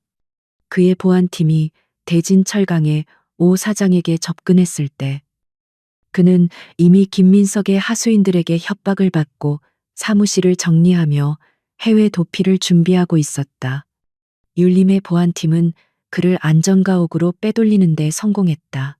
살려주십시오. 회장님. 오 사장은 강태민과 서지원 앞에서 무릎을 꿇고 절규했다. 김 전무가 시켰습니다. 서영그룹의 자금 지원을 미끼로 제게 불량품을 납품하라고 협박했습니다. 이게 그놈과 주고받은 비밀이면 계약서와 모든 통화 녹취록입니다. 오 사장은 모든 것을 털어놓았. 김민석이 어떻게 율림의 1차 품질 검사 시스템의 허점을 알려주었는지, 어떻게 서류를 위조했는지, 그리고 일이 터진 후 자신을 산업 폐기물처럼 버리려 했는지, 그것은 김민석을 단번에 무너뜨릴 수 있는 완벽한 스모킹건이었다. 강태민은 그 증거 자료들을 서지원의 앞에 놓았다. 이제 무대가 완성됐어. 서 건축가. 다음 주 서영그룹의 강제가 들어오는 날 당신의 손으로 직접 저들의 위선을 박살낼 시간이야. 율림그룹 본사 대회의실. 오늘은 랜드마크타워 프로젝트 긴급 이사회 및 파트너사 서영그룹 협약식이 열리는 날이었다. 수십 명의 율림그룹 이사들과 주요 주주들, 그리고 언론사 기자들까지 일부 초청되어 회의실 뒤편을 가득 메우고 있었다. 서영그룹의 김민석 전무는 백기사라도 된 듯 당당하게 맨 앞줄 파트너석에 앉아 있었다. 그의 옆자리에는 서영의 법무팀과 홍보팀이 배석해 율림과의 독점 공급 계약서에 서명할 만반의 준비를 갖추고 있었다. 김민석은 간간히 회의실 구석, 총괄 설계자라는 직함이 무색하게 말석에 앉아 있는 서지원을 쳐다보며 경멸과 승리에 찬 미소를 감추지 못했다. 그는 서지원이 완전히 끝장났다고 확신했다. 회의가 시작되고 보수적인 박 이사가 먼저 마이크를 잡았다. 존경하는 이사회 여러분, 그리고 귀빈 여러분, 우리 율림은 최근 프로젝트에 심각한 위기를 맞았습니다. 그는 서지원이 앉은 쪽을 힐끗 쳐다보며 말을 이었다. 하지만 다행스럽게도 서영그룹의 김민석 전무님께서 적시에 도움의 손길을 내밀어 주셨습니다. 오늘 우리는 서영의 검증된 기술력으로 이 위기를 바로 그때였다. 단상으로 걸어 나온 강태민 회장이 박 이사의 말을 정중하지만 단호하게 끊었다. 박 이사님, 말씀 감사합니다. 하지만 위기에 대한 진단이 틀렸다면 처방 또한 틀려지는 법입니다. 회의실이 순간 조용해졌다. 강태민은 김민석을 바라보며 차갑게 웃었다. 김 전무님, 오늘 이 자리는 계약식이 아니라 청문회가 될 것 같습니다. 김민석의 얼굴이 미세하게 굳었다. 회장님, 그게 무슨 농담이십니까? 농담. 강태민은 대회실 전면에 거대한 홀로그램 스크린을 가리켰다. 첫 번째 증거입니다. 스크린에는 법의학 연구소의 직인이 찍힌 HTRB 강제 성분 분석 보고서가 떴다. 불량품에서 검출된 다량의 불순물과 기준치 미달의 성분표가 붉은색으로 강조되어 있었다. 이것이 우리가 1차 테스트에서 실패한 자재의 민낯입니다. 강태민의 목소리가 회의실 전체를 울렸다. 단순한 불량이 아닙니다. 이것은 명백한 독극물입니다. 누군가 의도적으로 이 타워를 무너뜨리기 위해 주입한 독입니다. 이사들 사이에서 경악의 탄성이 터져 나왔다. 김민석은 애써 침착함을 유지하려 애썼다. 회장님, 참으로 끔찍한 일이군요. 그래서 저희 서영의 도움이 두 번째 증거입니다. 강태민은 그의 말을 다시 끊었다. 스크린이 바뀌었다. 김민석에게는 지옥의 문이 열리는 것과도 같았다. 서영그룹 김민석, 대진철강호 사장. 이면 계약서, 계약서의 세부 조항이 확대되었다. 율림의 품질 검사 시스템을 속이는 방법, 불량 자재를 정상품으로 위장하는 방식, 그리고 성공 보수로 지급된 서영그룹의 비자금 계좌 내역까지 적나라하게 드러났다. 저건 조작입니다. 율림이 나를 모함하는 겁니다. 김민석이 자리에서 벌떡 일어나 소리쳤다. 조작. 강태민이 스크린을 향해 손짓했다.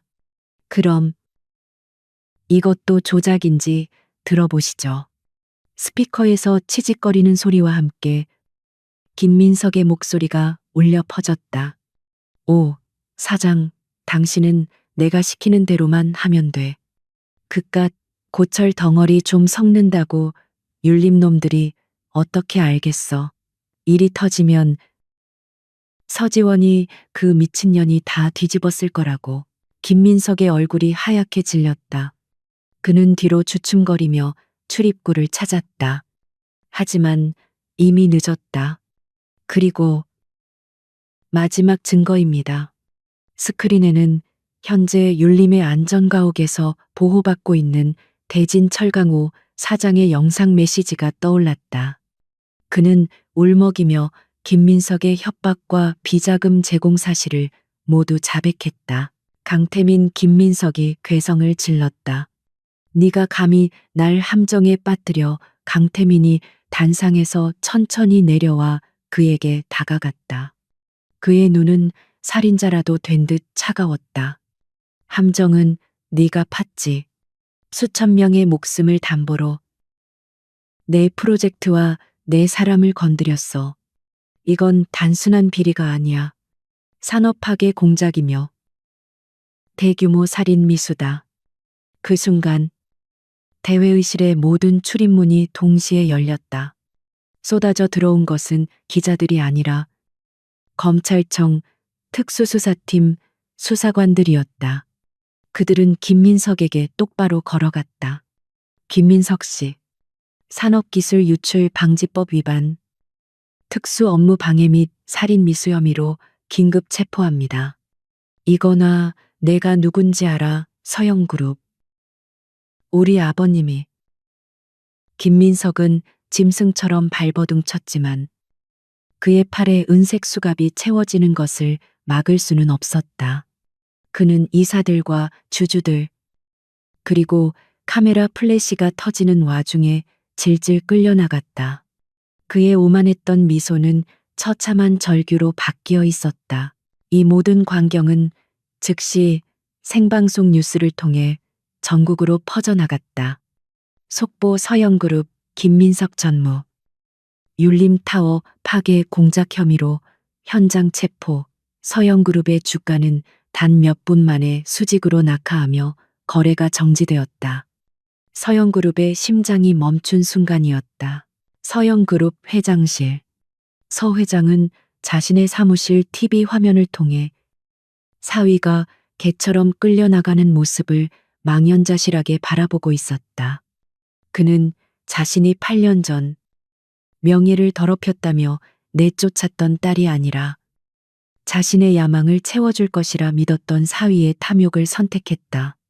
그 결과는 그룹의 완벽한 파멸이었다.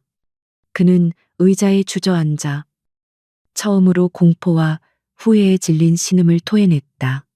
서영이라는 거대한 제국이 그의 오만함으로 인해 무너져 내리고 있었다. 그로부터 2년이라는 시간이 흘렀다. 그 시간 동안 김민석의 파괴 공작으로 뿌리까지 썩어 있던 서영그룹은 율림의 폭로와 이어진 검찰의 전방위 수사를 견디지 못하고 역사의 뒤안길로 사라졌다. 부도덕한 경영과 오너리스크가 어떻게 한순간에 거대 제국을 무너뜨리는지 보여주는 비극적인 사례로 남았다. 서 회장은 모든 것을 잃고 쓸쓸한 말년을 맞이했다. 반면 서울의 심장부에는 불가능이라 여겨졌던 경이로운 건축물이 땅을 뚫고 솟아올랐다. 율림의 시그니처 랜드마크 타워. 그것은 서지원이 처음 그렸던 대로 단순한 마천루가 아니었다. 태양의 각도에 따라 오팔처럼 색을 바꾸는 바이오스킨 외벽과 층층마다 도시의 소음을 정화하며 사계절을 피워내는 거대한 공중정원. 타워는 마치 도시를 감싸 안고 치유하는 거대한 생명의 나무처럼 보였다. 완공과 동시에 랜드마크 타워는 전 세계 건축계의 찬사를 한몸에 받았다. 인간과 기술, 자연이 공존하는 기적, 도시건축의 패러다임을 바꾼 21세기 바벨탑이라는 극찬이 쏟아졌다. 그리고 오늘 마침내 그 장엄한 위용을 세상에 공개하는 공식 준공식이 열리는 날이었다. 타워 앞 광장은 대한민국 정재계의 거물들은 물론 전 세계에서 날아온 수백 명의 외신 기자들과 건축 평론가들로 인산인해를 이루었다. 8년 전 낡은 오피스텔에서 쫓겨날 걱정을 하던 서지원이 서 있기에는 너무나도 비현실적인 거대하고 화려한 무대였다. 행사장 맨 앞줄. 강태민은 2년 전보다 한결 부드러워진 인상의 맞춤 정장을 입고 앉아 있었다. 그는 자신이 이뤄낸 이 거대한 업적의 결정체를 흐뭇하게 바라보면서도 그의 시선은 자꾸만 비어있는 무대 단상 한쪽을 향했다. 지난 2년은 그에게도 격변의 시간이었다. 김민석의 음모를 분쇄한 직후 그는 서지원의 설계를 완벽하게 구현하기 위해 율림의 모든 자원을 쏟아부었다. 그 과정에서 그는 단순한 CEO와 설계자의 관계를 넘어 서지원의 집요함과 천재성, 그리고 강인함을 매일같이 목격했다. 그녀는 헬멧을 쓴 채 남자 인부들과 똑같이 먼지를 마시며 현장을 누볐고 단 1mm의 오차도 용납하지 않는 완벽주의로 율림의 엔지니어들을 지휘했다. 그녀는 더 이상 그가 투자했던 나약한 여자가 아니었다. 그녀는 이 거대한 타워를 완성시킨 진정한 마스터였다. 그리고 그는 그 마스터가 일 외의 영역에서 보여주는 모습에도 속수무책으로 빠져들고 있었다.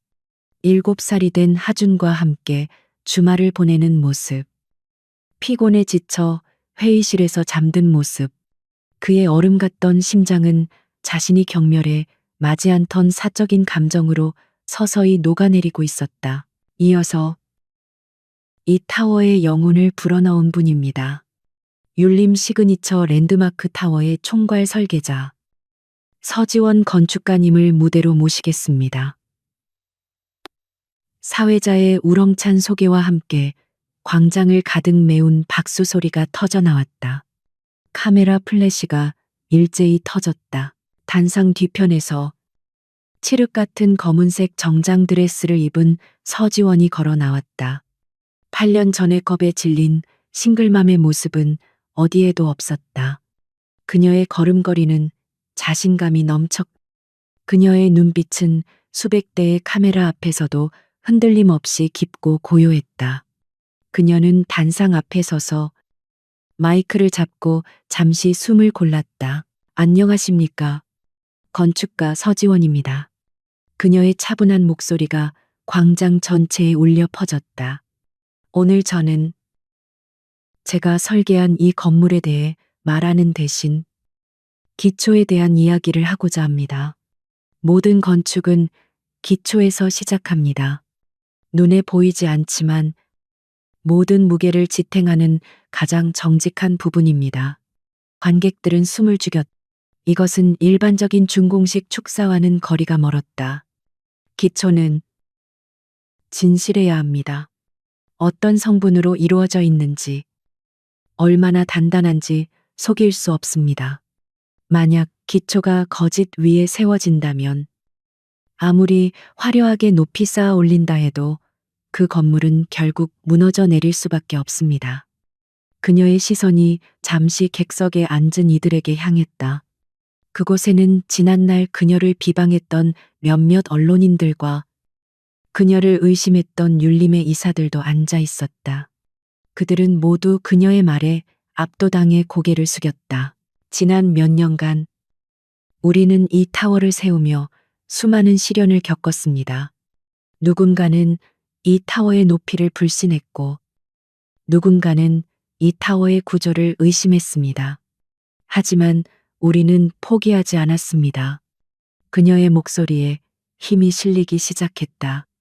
우리는 가장 정직한 데이터와 가장 견고한 재료로 이 땅의 가장 깊은 곳에 진실이라는 기초를 다시 세웠습니다.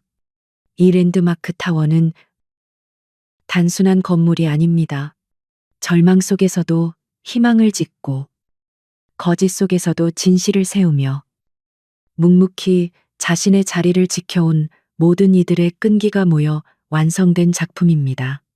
그녀는 객석 한쪽에 율림재단의 보호자와 함께 앉아 자신을 향해 열심히 손을 흔드는 아들 하준을 바라보았다. 그녀의 눈가가 촉촉해졌다. 저는 이 타워를, 이 도시를 위로하는 거대한 나무로 설계했습니다. 상처받은 이들이 쉬어가고 지친 이들이 숨을 고르며 꿈꾸는 이들이 하늘을 바라볼 수 있는 곳이 되기를 바랍니다. 진심을 다해 지었습니다. 감사합니다. 연설이 끝나자 잠시 정적이 흘렀다. 그리고 곧 광장이 떠나갈 듯한 기립박수가 터져나왔다. 그것은 의례적인 박수가 아닌 진심에서 우러나온 감동과 경의의 표현이었다. 수많은 사람들이 그녀의 연설에 눈시울을 붉혔다. 강태민 역시 자리에서 일어나 가장 뜨겁게 박수를 치고 있었다. 그는 더 이상 율림그룹의 CEO가 아니었다. 그의 차가웠던 가면은 완전히 사라져 있었다. 그는 단상 위에서 스포트라이트를 받으며 환하게 빛나고 있는 한 여자, 서지원을 바라보고 있었다. 그의 눈빛에는 한 남자가 가질 수 있는 모든 존경과 감동과 그리고 주체할 수 없는 깊은 연모가 담겨 있었다. 그는 완벽하게 정복당해 있었다. 서지원은 쏟아지는 박수 속에서 깊이 고개를 숙였다. 그녀는 자신의 가장 큰 상처였던 버림받음을 가장 위대한 건축으로 승화시켰다. 그녀는 마침내 세상과 그리고 자기 자신과 화해했다. 서지원의 연설이 끝나고 광장을 가득 메웠던 박수갈채가 천천히 잦아들고 있었다. 그녀는 감격에 젖은 눈으로 자신을 향해 환하게 웃고 있는 아들 하준을 바라보며 감사의 인사를 하고 무대에서 내려오려 했다. 그녀가 한 걸음 막 돌아서려던 바로 그 순간이었다. 행사장 맨 앞줄, 가장 중앙에 앉아있던 강태민 회장이 자리에서 일어났다. 그는 박수를 멈추지 않은 채 천천히 무대를 향해 걸어 나왔다. 사회자는 당황했다. 모든 언론과 귀빈들의 시선이 예상치 못한 그의 동선에 집중되었다. 그는 예정에 없이 단상으로 올라가는 계단을 망설임 없이 올랐다. 서지원은 어리둥절한 표정으로 그를 바라보았다. 회장님. 그녀의 작은 속삭임에 강태민은 평소에 그 냉철한 CEO의 미소가 아닌 아주 미묘하고 복잡한 어쩌면 긴장감마저 서린 얼굴로 그녀를 지나쳐 단상의 중앙 마이크로 향했다. 광장은 다시 한번 물을 끼얹은 듯 조용해졌다. 수백 대의 카메라가 다시 불을 뿜기 시작했다. 율림의 총수가 방금 연설을 마친 총괄 설계자 곁에 다시 선 이유가 무엇일까? 강태민은 잠시 숨을 골랐다. 그의 시선은 객석이 아닌 바로 옆에 당황하며 서 있는 서지원을 향해 있었다. 여러분, 그의 낮고 울림 있는 목소리가 광장 전체에 울려 퍼졌다. 방금 우리는 한 위대한 건축가가 들려주는 기초의 중요성에 대해 들었습니다. 그는 지원을 향해 고개를 돌렸다. 서지원 건축가의 연설은 완벽했습니다. 그녀가 지은 이 랜드마크 타워처럼 말입니다. 여기까지는 누구나 예상할 수 있는 CEO의 격려사처럼 들렸다. 하지만 그는 말을 이었다. 하지만 저는 오늘 이 타워보다 더 경이로운 건축물에 대해 이야기하고 싶습니다. 객석이 웅성거리기 시작했다. 강태민은 오직 지원만을 바라보며 말을 계속했다. 저는 지난 수십 년간 완벽한 구조물만을 신뢰했습니다. 빈틈없는 숫자와 강철, 유리만을 믿었습니다. 인간의 감정이나 연약함은 제 기준에서 불필요한 변수일 뿐이었습니다. 그의 고백에 가까운 말에 기자들은 숨을 죽였다. 서지원 건축가가 처음 제안한 이 설계도는 제게도 도전이었습니다. 하지만 저는 그녀가 이 타워를 짓는 과정을 지난 2년간 바로 곁에서 지켜보았습니다. 그의 시선이 깊어졌다. 그녀는 강철로 건물을 짓지 않았습니다. 그녀는 자신의 신념과 끈기, 그리고 진실함으로 이 타워를 세웠습니다. 그녀는 제게 가르쳐 주었습니다.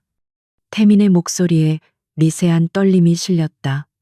가장 강한 구조물은 강철이 아니라 꺾이지 않는 인간의 의지라는 것을, 가장 완벽한 기초는 차가운 콘크리트가 아니라 소중한 것을 지키려는 따뜻한 마음이라는 것을. 서지원의 눈이 크게 흔들렸다. 이것은 준공식 연설이 아니었다. 이것은 그가 한 번도 보여주지 않았던 강태민이라는 남자의 진심이었다. 그리고 전 세계가 지켜보는 바로 그 순간, 대한민국 재계의 심장이라 불리는 율림그룹의 총수 강태민이 서지원, 그녀를 향해 천천히 한쪽 무릎을 꿇었다. 세상에, 저게 무슨. 객석은 그대로 얼어붙었다. 카메라 플래시가 마치 기관총처럼 터져 나왔다. 이것은 연출이 아니었다. 대한민국에서 가장 오만한 남자가 한 여자 앞에서 수백 명의 증인과 수천만 명의 시청자 앞에서 무릎을 꿇은 것이다. 지원은 입을 틀어막았다. 숨이 쉬어지지 않았다. 그녀의 눈에서 눈물이 왈칵 쏟아졌다. 강태민은 무릎을 꿇은 채 그녀를 올려다보았다. 그의 눈에는 더 이상 CEO의 냉철함은 없었다. 오직 한 남자의 절박하고도 진실한 고백만이 담겨 있었다. 그는 주머니에서 작은 벨벳 상자를 꺼내 열었다. 그 안에는 화려하지 않지만 그녀의 설계를 닮은 단단하고 맑은 다이아몬드가 박혀 있었다. 서지원 씨, 그가 불렀다. 8년 전, 당신을 버린 가족과 세상이 당신의 가치를 몰라봤을지 몰라도 나는 아닙니다. 당신은 내가 지난 평생을 찾아 헤맨 유일한 진실이자 나의 기초입니다. 나는 당신이라는 완벽한 기초 위에 내 남은 인생 전부를 짓고 싶습니다. 그의 목소리가 떨림을 넘어 확신으로 가득 찼다. 나의 얼어붙은 세상을 무너뜨리고 당신이라는 기적을 세워준 서지원 건축가. 나와 그리고 하준이와 평생을 함께할 우리라는 집을 지어주시겠습니까? 그것은 질문이었지만 한 남자가 할 수 있는 가장 절박한 기도였다. 지원은 흐느꼈다. 8년 전, 폭우 속에서 쫓겨나던 그날, 감히 상상조차 할 수 없었던 순간이었다. 그녀를 버렸던 가족, 그녀를 비웃었던 세상, 그 모든 것의 정점에 서 있는 남자가 지금 그녀에게 무릎을 꿇고 있었다. 그것은 단순한 프로포즈가 아니었다. 그것은 그녀가 겪어온 모든 고통과 외로움에 대한 완벽한 승리였고, 그녀의 존재 가치에 대한 가장 장엄한 증명이었다. 그녀는 객석에서 두 눈을 동그랗게 뜨고 이 광경을 지켜보다가 이내 환호성을 지르며 방방 뛰는 아들 하준을 보았다. 그리고 다시 그녀를 애타게 기다리는 강태민의 눈을 바라보았다. 그녀는 천천히 고개를 끄덕였다. 눈물로 젖은 목소리로. 하지만 세상에서 가장 단단한